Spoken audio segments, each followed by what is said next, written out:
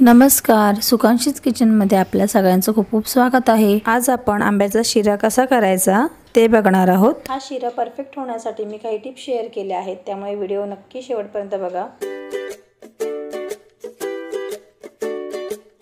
इथे मी 1 वाटी रवा घेतला आहे। तुम्ही आंब्याचा शिरा करा किंवा साधा शिरा करा, नेहमी जाड रवाच वापरा, त्यामुळे तुमचा शिरा लुसलुशीत व दाणेदार होईल। गॅसवर मी लो फ्लेमवरती कढई गरम करत ठेवली होती, त्याच्यामध्ये हा आपण रवा ॲड करून घेऊया। इथे आपण रवा लालसर होईपर्यंत भाजणार नाही, 5 ते 6 मिनिट मंद ते मध्यम आचेवरती हा रवा आपण परतून घेणार आहोत। काही जणांची तक्रार असते की शिरा चिकट होतो, जाड रवा वापरल्यामुळे शिरा चिकट होत नाही। रवा भाजून झाला आहे, आता एका ताटामध्ये हा रवा आपण काढून घेऊयात।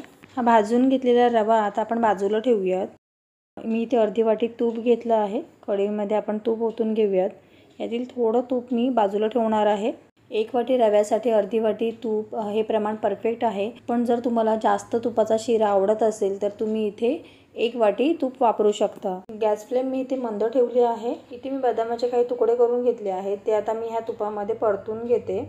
दाताखाली जेव्हा हे बदामाचे क्रिस्पी तुकडे येतात तेव्हा शिरा खूप छान लागतो। तुम्ही इथे काजू, पिस्ता, चारोळी, तुम्हाला जे ड्रायफ्रुट्स आवडतील ते इथे वापरू शकता। इथे बदाम आपल्याला जास्त लालसर नाही करायचे, ते आता एका प्लेटमध्ये आपण काढून घेऊ। याच तुपामध्ये जो आपण रवा भाजून घेतला आहे तो ॲड करून घेऊयात। 1 मिनिट फक्त हा रवा आपण तुपामध्ये परतून घेणार आहोत। रवा तुपामध्ये परतून झाला आहे। आता आपण याच्यामध्ये अर्धी वाटी आंब्याचा गर ॲड करून घेऊयात। मी इथे हापूस आंबा घेतला आहे, तुम्ही इथे कोणताही आंबा घेऊ शकता, फक्त आंबा गोड असला पाहिजे।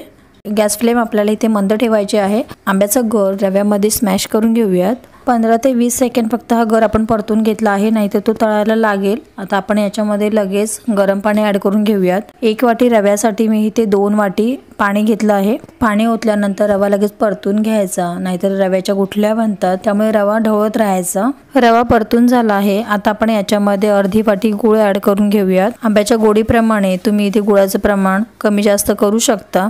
आता हे गूळ रव्यामध्ये व्यवस्थित परतून घेऊ। गूळ वितळायला सुरुवात झाली आहे।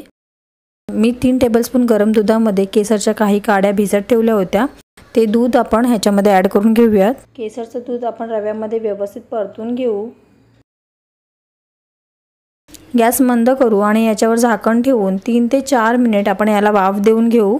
4 मिनिट झाले आहेत, आता आपण झाकण बाजूला काढून घेऊया।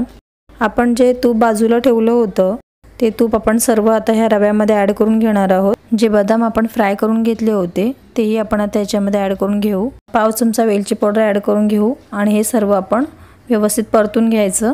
इथे आंब्याचा गर आणि पाणी रव्यामध्ये छान शोषून गेलं आहे। गॅस फ्लेम बंद करू। इथे आंब्याचा शिरा तयार झाला आहे, तुम्ही बघू शकता। जराही आंब्याचा शिरा कुठेच चिकट दिसत नाही, अगदी मऊ लुसलुशीत सुटसुटीत असा आपला शिरा तयार झाला आहे। हा आंब्याचा शिरा तुम्ही एकदा कराल तर घरातले तुम्हाला पुन्हा पुन्हा शिरा करायला सांगतील, इतका हा स्वादिष्ट शिरा होतो। आपण या शिऱ्यामध्ये कोणताही फूड कलर वापरला नाही, तरीही शिऱ्याला मस्त रंग आला आहे।